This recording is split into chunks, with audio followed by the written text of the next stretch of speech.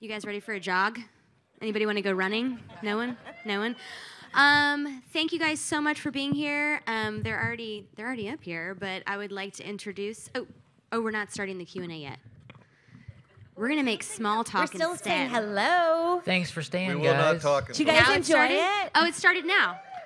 We are now live, everyone. Woo, live TV. Hey, guys. Hey. Live. Hey. Hello. My name is Sarah. And I'm Brandy, and welcome to Forever Fest and our screening of Maze Runner. We are here with Wes Ball, the director of Maze Hello. Runner, and James Dashner, the author of Maze Runner. And I need to catch my breath because here in Austin we just watched the movie and it was like intensities. I need to breathe. That's right. I was on the edge of my seat, and that was I don't know how many times I've seen it, but And you know what happens. it gets better every time.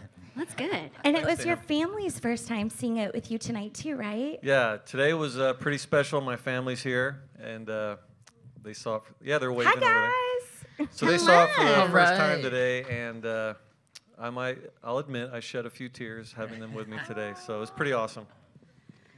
Very cool. Okay, well, we're going to kick this off. Wes, we wanted to start with you. Cool.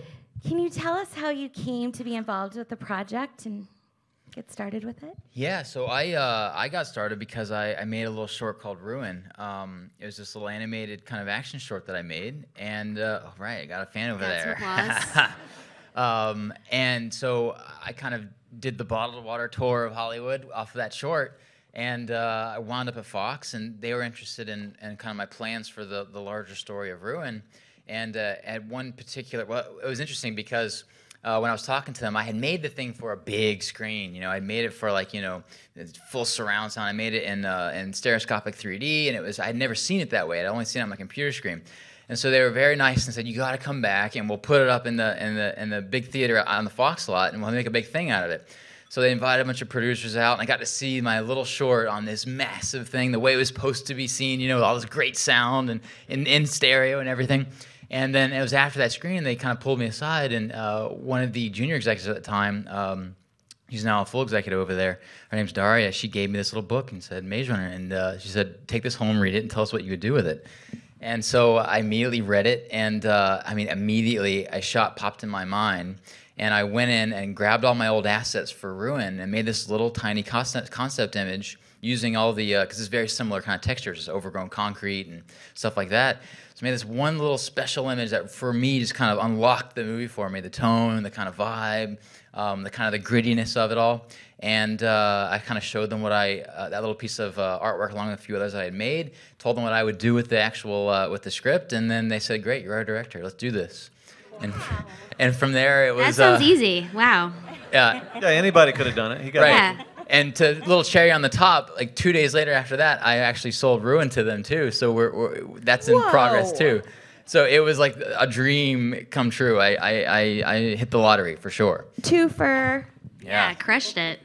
And so we That's put awesome. Ruin on the shelf for a bit and started making Maze Runner. So We're the ones who hit the lottery because you nailed it, brother. Aww. You're gonna make Isn't us that cry, sweet? James. Wasn't wasn't just me though. It was sweet? an amazing cast. I think you all. I'm sure there's fans here of our cast, and it was an awesome crew. I mean, it was a really tough shoot. It was 42 days and 8 weeks basically, and a pretty small budget for what we're trying to achieve. And it was a great kind of team effort to come in and make James's book come to life. It was a lot of fun. So, James, how involved were you with the filmmaking process, the casting? What was your role? Lucky for me, Fox just made me feel like part of the family from the very beginning. I'll never forget when the producers called me and we had this big phone call and they said, we're totally serious about this. We're moving forward. We have this amazing new young director. He's going to call you in about an hour. So sure enough, Wes called me an hour later. Were you nervous? It's like getting called for a Extremely. date. It's like, Yeah. are we going to hit it off? I was nervous. I was trying to impress him, And I think I slipped you some artwork of the Grievers. No one's supposed to know that. Yes, he would always break the rules and send me cool stuff. Like passing And- notes. I yeah, love it. Yeah, but I saw that original picture he made. I saw the Griever concept art, and it just matched my vision so incredibly. But yeah, I consulted on the script. Wes would email me sometimes with questions. I got to visit the set twice. I don't know if you guys noticed my amazing cameo. Anyone notice no it? one noticed it. No. What, can you Whoa, tell us Very what it good. was, James? Dagger 'Cause in my I heart. missed it too. I'm sorry. I thought it was pretty Oscar-worthy, but so yeah, it's been a fantastic Whoa, experience. whoa, rewind. Where I is know, your where cameo? is Oh, the we need cameo? to know these At things. the very, very end with Ava. Timestamp that. I was the most important person sitting at that table at the very end. Ah. I was on the left side. Now you have to go see it again, opening night. Yeah. Next Friday. Did you get any like acting lessons from the cast or Wes any coached tips? me a little A bit. little bit. But you know, Wes, the first time I visited the set, and you can kind of see his enthusiasm for filmmaking, and he walked me around the whole set, and the whole time he's just kind of like this little kid saying, okay, this shot's going to be right here, and the Griever's going to come in, and all this stuff's going to happen. I mean, he just has I a like vision. sound effects. Yes, he does like sound effects. And I knew from that first day that this film was in good hands, so I'm really pleased with it. So there are some changes from the book and the film adaptation, and especially the romance between Thomas and Teresa. Can you guys talk a little bit about that and those decisions? Yeah, I mean, basically, you know, making a movie is very different than what you can accomplish in a book, and really it comes down to visual. You know, anything that we changed, it was about something that I just felt like I couldn't do visually, but we still would always try to keep the spirit of what James was after. In terms of the romance, honestly, even in the book, there's not much romance. So you're kind of hinting at something that hopefully will play up. Do I look like the kind of guy in who the writes next one. romance? Totally. You have a really lovely Totally. family. But it's interesting, you know, like my job here is really to kind of, you know, make a hopeful franchise, essentially. So there's 3 books in this series, and if I have my way, it's very much that. It's 3, it's not 4. Beginning, middle, end. You heard it here, guys. We're gonna hold you to that. Come you back know, for every what's- screening. What's great about this first one is it's a setup for, you know, a larger saga, a larger story, and we're working on the next one now, and we get to just continue to explore these characters and look into some of the questions that are still lingering, and just, you know, play in this world that James created. It's a lot of fun. Yeah, and I'm a movie fan before a book fan. I know that's kind of blasphemous to my readers, but I love movies, and I feel like I have a very strong understanding of translating a book into a cinematic experience. I love what Peter Jackson says about it, and some of my other favorite directors. Whenever someone tries to literally translate a book onto the big screen, it's actually really boring. It's like watching a checklist. Oh yeah, that happens, that happens, that happens.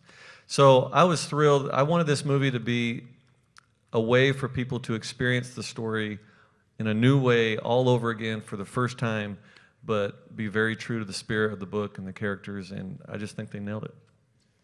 So, James, on that note, now that you've seen the story on the big screen several times, is there any scene or moment in the book that the film made you view differently when you saw it on the screen? Well, the Grievers, I mean, I'll just say it, they're way better in the movie than they are in the book. You know, most people say, oh, the book is so much better in the movie. This will be the first time people are like, oh, that movie is so much better in the book. But no, the Grievers, I just feel like they are bigger and scarier and just better than I described them in the book, and I'm perfectly happy with that. But, you know, and talking about the Grievers, like it was a challenge, you know, trying to come up with a visual for those things. But I took all your keywords: biomechanical, slug, your metal appendages, you know, spines, all those kinds of things. So it's in there. It's just a interpretation. It's definitely not a complaint. I would not change a thing. They're better than the book. No. That's all there is to it. I'll take that. So we noticed that you guys were shooting on location in Baton Rouge. Can you talk about just some of the thoughts about shooting in studio versus on location, and you know what you thought about that? Yeah, I mean, I have a little bit of a background in VFX, and the biggest thing is you just don't want to do blue screen shots. You know, you want to be out in a real environment with real actors and real sun and real heat and the pressure of the sun dropping down. You know, you're losing your hours in the day, and that adrenaline kind of winds up, you know, in the scenes, you know, and so it was really important for us to create a real glade, and we really did that, and it took us a long time to find that location. We scouted a million, I mean, maybe not a million, but probably dozens and dozens of cow pastures. Essentially, we were about to pick one cow pasture, and we got kicked out because they had to move their huge herd of like hundreds of cattle into this place. So we lost that location at the last hour, and we had to go out and do this crazy. You scour the kind of countryside for this really great little location that we needed for the glade, and we found this place. It was I took James on a tour of the area the same way that I found it. It was this farmer out there who just had this little field, and we drove up to this place, and there's a bunch of trees, and I'm like, this isn't really what I was expecting, guys. Like, no, you haven't seen it yet. And we started walking through these little woods, down a little embankment, and then suddenly you emerge in this little glade, and it felt like the glade. It was amazing, actually, and what was so cool about it was that there was a tree line, essentially. It made it almost a perfect little square, and it felt like, psychologically for the actors and everything, these trees almost acted like walls, and so we knew immediately that was the place. And it was a little difficult because we scouted it in it was like February or something, so all the trees were bare, and it was very difficult to kind of picture. But we just trusted that by the time we started shooting, it would all be this lush green environment that we kind of all imagined. And yeah, it was great. It was fantastic. It was a lot of hard work. It was real sun and real sweat. All that sweat on their face and everything in their hair. That's real. That's not makeup. It looked awesome. And exactly. Well, that was the thing going into this thing. Is like we were not going to make some little bubblegum kind of teeny bopper movie. We were going to make a real movie with like real action and adventure and young people dealing with very adult circumstances, essentially. So we wanted to be kind of gritty and raw and handheld but not shaky cam. Heavy handheld. It's a very big difference. Yeah. But yeah, it was fantastic, and I think location work is my favorite stuff. We did do some stuff in the stages, and I'm just not a fan of stage work. There's something about being out there on location for real. It's with all the snakes and the bugs and all this great stuff. It just adds to the movie, and I think it shows up. A guy got bit by a snake and taken to the hospital. That's right. So I called them the original gladers, essentially. We had basically a construction crew out there on the glade, and they would source all of because basically, there was another little change from the book, I guess, that there weren't any houses that were supplied to the kids. I really loved the idea that these kids were kind of thrown into this place, and they were left to their own devices to come up with their own thing. So they created their own society out of the existing resources they had inside this place. I thought that was kind of a cool kind of little tweak on what you had created. And so, yeah, basically our construction crew basically lived out there for a period of a month or two, just building all these little huts and these amazing little places in the glade. And it was, for the most part, pretty much laid out exactly like you would have a real glade laid out. And one of our guys was out there, chopping some stuff down, and he got bit by a little baby rattler. And what's scary about that is that the baby snakes, they haven't learned how to control how much venom they pump into these things. So what's really scary is they can just dump it all into your leg, and your leg falls off. Did you suck it out? Great, that's great. That's right. Fortunately, please tell me you saved his life. I wish. Fortunately, it was called a dry bite, so basically it didn't do anything. So we had two little puncture wounds, and we took him to the hospital, and he was all checked out. Everything's cool, and he went back and started building them back to work, basically. That dude's a bro. That's right. Was the cast just like, okay? I told him he better watch out. Instead of Grievers, they had like snakes and bugs to deal with. So like I said, it adds to it. I said use it. There's some great videos out there of Kaya and Will and everyone talking about the snakes and the bugs and the... Honestly, for me, the worst thing were these horse flies. I mean, they're like it's this big, and you'd be sitting there at night, and all of a sudden, you feel like you got stung by a griever. They totally bite. Oh, they're huge, and yeah, it was cool though. Texas people know about horseflies. That's right. When you guys were in the area, did you find any local hangouts? Any good local Louisiana spots? Well, where the glade is, you're an hour away from anywhere, so there were no local hangouts really. But we were on this really cool little golf course resort almost, so there was this little vacation for the cast really, and it was fantastic. They became a little family together, and they immediately hit it off. I kind of put them through a little boot camp like a week or so before, where I brought out like an Army Ranger, and I taught them how to, all these city kids, because I was a Boy Scout. I knew kind of the outdoors, but I wanted them to get dirt under their fingernails and just learn how to hold a machete and make fire and just do things. So they kind of immediately bonded, and it was really fun to go out there at the end of the day, after this really tiresome, 14-hour day, and they're just sitting on the porch of this little, very Louisiana style, ranch, hotel, basically, and they're just out there just chatting on the porch, having a good time, and lights going down. It was really beautiful. It was fantastic, and but they became this little family. We cooked for each other, and just they kind of made their own places, I guess, where they could kind of hang out and just be friends in a family. I skipped the boot camp. Yeah. Smart move. I'm never going to be in a movie with you. There's no way. Well, and then wanting to hold a machete and all these things, you might need to come to Fantastic Fest. Yeah. Our sister festival. Sweet. I'll do it. Did you get to visit the set much, James? Yeah, I went out right before they started filming. That's when Wes gave me the full tour. And, you can imagine, as much as I love movies, just being on any movie set for the first time would have been spectacular. But the fact that it was based on a book I wrote was just ridiculous. That's mind-blowing. And we have it. I think it'll probably be on the DVD. We have cameras out there, and I was touring him through this place, what he's talking about, and it was cool. Yeah, we had a blast, and they really did a good job of matching how I pictured things. So that just made it all the more fun. That's awesome. So I'm going to ask one more question, and then we're going to turn it over to the audience. So just so you guys know, there's a microphone right here. So if you have a question, you can start lining up, and I'll turn it over to y'all in just a minute. They're ready. All right, ready to go. So just one more question. Obviously, there was boot camp. There was horseflies. I want to hear a great story from the set. Something embarrassing, a prank, whatever. That you haven't told anybody else but us here tonight. Well, yeah. Okay. Good I want an question. exclusive. Man. How about that one dude who died on the set? Oh, yeah. That sounds real good. Let's not. He made us angry. Too. Kind of sad. No. Gosh, that's a good question. I don't know. Good question. Tell him, didn't they always do pranks on each other? Yeah, they're always doing pranks, basically. That's what's funny about those guys. They had such a good time with each other, but I'm not even privy to all the stories the pranks that they would do to each other. What about the one when they all first met Kaya?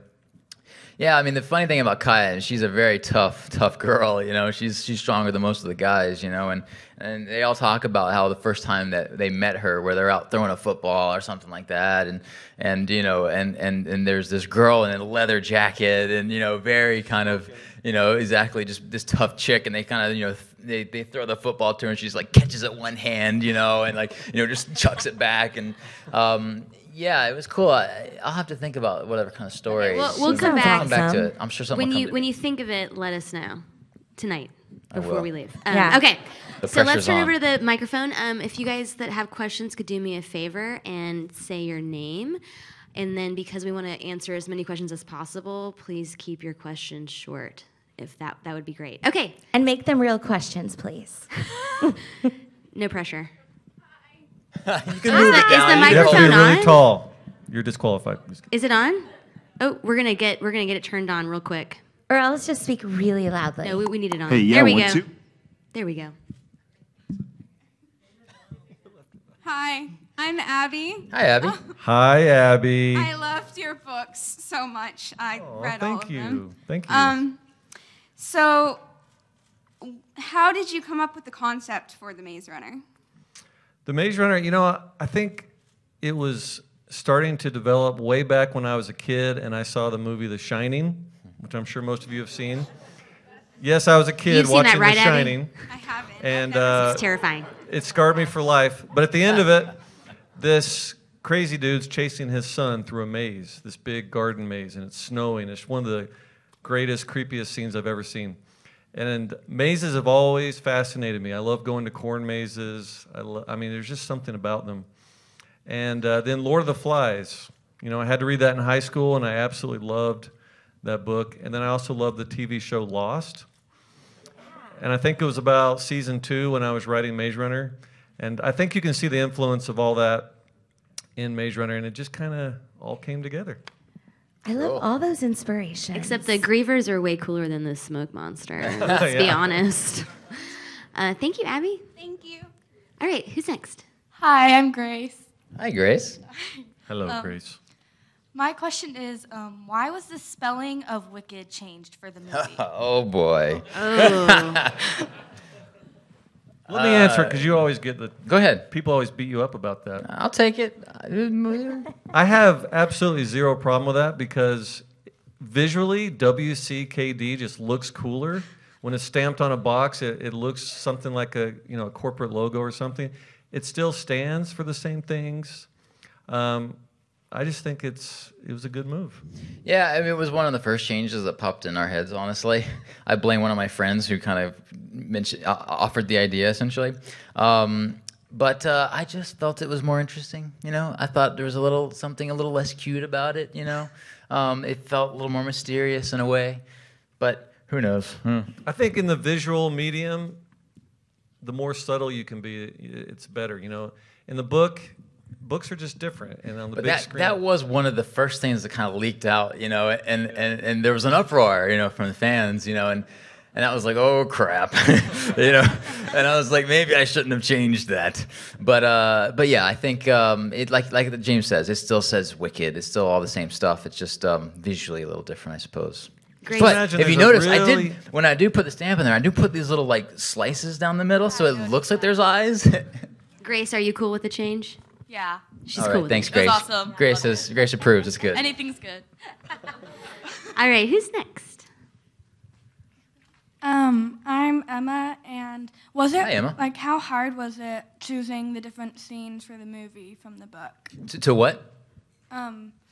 How hard was it changing the scenes, choosing them from the book and putting them in the movie? Well, there was when I first came on, to the movie. I put out a little tweet to people, and by that point, people had kind of known that I was going to be directing the movie, and I asked the fans, "What are your favorite scenes from the book?"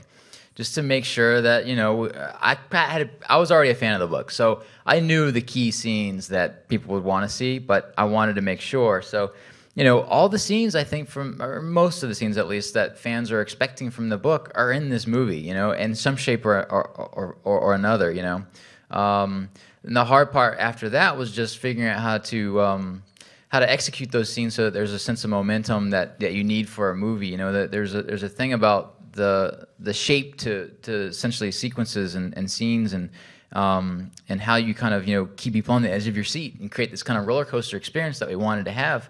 And it was about that kind of almost kind of slow crawl up, and it just escalates until finally we get to the end where it just cuts to black and off to the next movie. So that was really the challenge, really more than anything, was just figuring out how to kind of instill that sense of momentum and sort of pace, the kind of ups and downs, because you really need scenes in a movie that are both really intense, but you also need the really quiet stuff too, so you have the contrast between the two. Otherwise, if it's all at a 10, it doesn't mean anything unless you have the kind of really soft stuff down below too. So that was really the challenge, I think. Yeah, in a book you may read over a few days, but a movie you watch it in 2 hours. Mm. And I thought they did a really great job of figuring out that perfect, what'd you call it? Is there a word for it? Momentum. The shape, Yeah, because, I thought he took the whole thing with Ben and, Ben wigging out and the whole banishment thing. It was a perfect place and a perfect time in the movie that we needed some heightened tension and suspense. Where in the book, it's more of just kind of a narrative. So that's a really good example of how they transform this into a movie, I think. Thank you. All right. Oh, I like your skeleton hoodie. Nice. What you got? Hi, my name is Jack. Hey, Hi, Jack. Jack. I was wondering how you made the walls. Oh, yeah. So the walls were probably one of the biggest challenges, actually, of making the movie. Because obviously we can't build 150-foot stone walls. There's no way we could afford it. So, a big part of it was, we had a fairly small budget for this movie, and we couldn't have every single scene have a giant VFX shot in it. So it was about kind of choosing our shots where we would show that the walls exist and then kind of shoot scenes against the trees, essentially. So, all the walls are CG, but we did build the door set that was about 20 feet high and about maybe 50 feet across. It was a massive set out on the stage, which you'll probably see behind the scenes pictures of it, but it was nowhere near what it was actually going to become.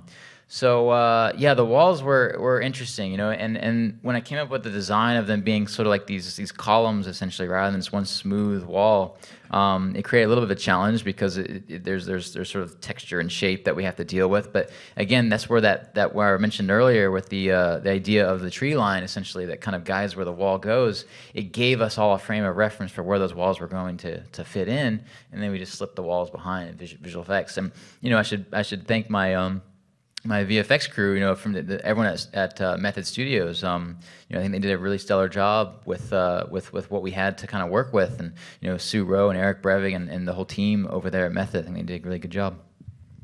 Thanks, Jack. You're the man, Jack. So I have a question. The cast in the film is phenomenal. Yeah. I mean, It really rests on their shoulders. I'll be movie. honest, like, out of all the YA film adaptations, I think this is the strongest cast. I really do. So I want to know a little bit about the process of the casting and sort of, did you know who you wanted to work with? Yeah, I mean, so right away, I saw Kaya, you know, as Teresa. I was a fan of Skins, and for some reason, she popped right in my head.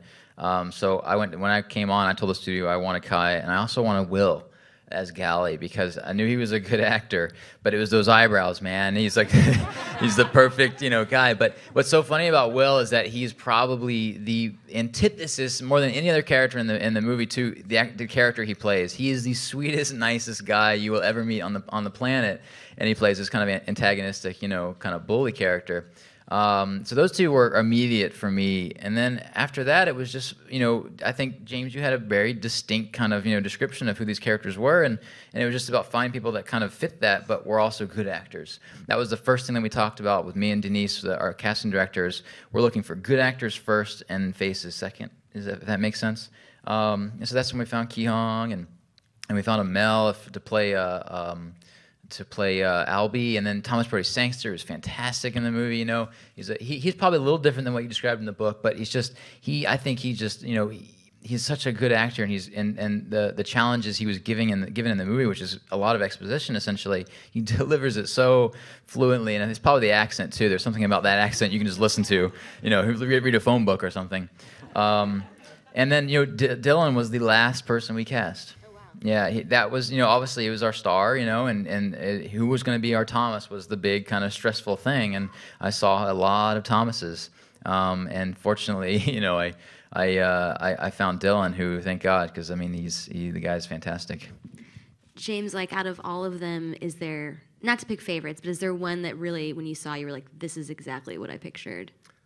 Definitely the one who really leaps out to me that just, I feel like they plucked him out of my brain is Chuck. Good. I was about to say something about Chuck. You know, Yeah. what's cool about Blake is that, you know, we were looking for all these Chucks, and I had all these different auditions, and I was looking at, you know, standard kind of actors that the agents send and from the town, and there was this kid on Twitter that just kept bugging me. And you know, he said, "I'm your Chuck. You know, look at me." And I'm like, "Okay, kid." You know, it's like do your audition tape and send it over to Denise, and you know, leave me alone. You know. And then Denise calls me up the next day and she says, "Oh my God, you have to watch this kid. He's amazing." And so, unfortunately, I mean, he became Chuck, and I mean, he's absolutely perfect. He's 12 years old in the movie. I mean, it's like how sophisticated and how mature he was. It was such a blessing for us. But unfortunately now, because that story's gotten out, I have 100 people every day asking me to cast them in the next one, you know? Yeah, I have a video you should watch later. Yeah, I was going to say, you're going to get a lot of tweets tonight. Yeah. Yeah, Chuck was great. It's okay. Yeah, man. Chuck, I mean, it's almost just uncanny how perfectly he matches. I mean, for me, it was Goonies, man. I mean, yeah. I grew up on Goonies, so He's all like I saw Chunk, you know? Did you ever That's make him right. do the truffle shuffle on set? Yeah. Well, right. He when wouldn't know what it was. He's like, "What's that?" When I wrote the book, I mean, there was absolutely no doubt whatsoever when I wrote it. It was Chunk mixed with Piggy from Lord of the that's Flies. right. Love it. All right, so we're near the end, so we're down to the wire about the anecdote from Oh, the yeah. set. Crap, man. guys, I Yeah. don't know. Now, we already heard the pranks? snake story. You should have just made up something. Any like wusses from boot camp? Okay, I've got an interesting story. Okay, it's nothing to do with cast. I know that's what you're all probably looking No, for. that's fine. But there was this one night that we were shooting. It was the most bizarre thing ever. So this was a cow pasture at one time, and there were cow pastures all over this area that we were in, all over the place, and they're all fenced in and all this stuff. And we're shooting it on our glade. It's like 3 o'clock in the morning. This fog is rolling in. We've got the lights up, and it's this really surreal kind of thing already. And we're shooting basically the scene when the Grievers attack. And so we're talking about Grievers that aren't really there, and they're running through the fields. And then all of a sudden, we're shooting, and we hear this, and we look over, and there's a stampede of cows running through our glade because they had broken through some other field far away and had run through our tree line, essentially, and we're storming into our glade, and we're like, shoot, it's Grievers, go, Those runs were real. People were like, run, and they meant it. Yeah, that was something that just popped in my head. How about How'd that? you get I've never them told that out? story, actually. That's There awesome. you go. You guys are the first. Well, on that note of cattle, we will end this Q&A. So thank you guys so much for Thank you all being being here. here. Thank Thanks, y'all for guys. watching. Check out Maze Runner. Next Friday, right? Comes Next out Friday, the September 19th. Check it out. Tell your friends. Check it out. Hashtag Maze Runner. Go Check see it out at your on local IMAX. Alamo. Or Yeah. Alamo. Yeah. Alamo Draft House. Thank you guys. Yeah, thanks, Thanks, guys. Bye, y'all. Hey, guys, don't leave. We're going to take a picture with all you guys.